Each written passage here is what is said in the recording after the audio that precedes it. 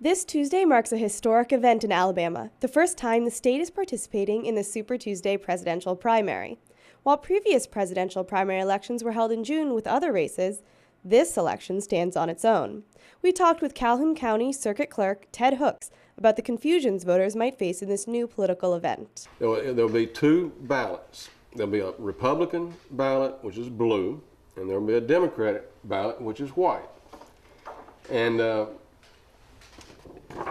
this is a Democrat ballot, just for example, but it's your presidential candidates here. And if you vote for a presidential candidate, you have to vote, if you want to, you have to vote for that presidential candidate's delegates. You can't vote for somebody else's delegates.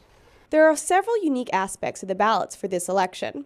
Voters also have the option to vote for uncommitted delegates, but to do so, they must choose uncommitted as their presidential candidate. The Democratic ballot also requires voters to choose a maximum of 4 male and 4 female delegates. The poll worker is going to ask you, they're not going to ask you, are you a Democrat or Republican? They're not supposed to do that. They said, which primary would you like to participate in? And then you have to say, well, the Democrat or the Republican. There's not an independent. There's not a libertarian. There's only two choices, Democrat or Republican. I use a football analogy. I try sometimes that in Alabama right now, when you have the big Iron Bowl game, you're either an Alabama fan or an Auburn fan. All right, right now, you're either going to be a Democrat or a Republican. There's nothing else. Many voters are still undecided about who they're going to vote for in this important primary election.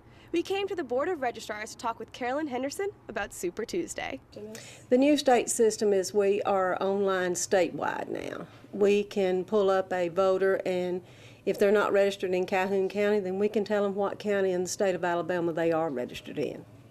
Calhoun County officials are working hard to prepare for this election, and hopefully there will be minimal need for provisional ballots. Everybody gets excited when it's a presidential race.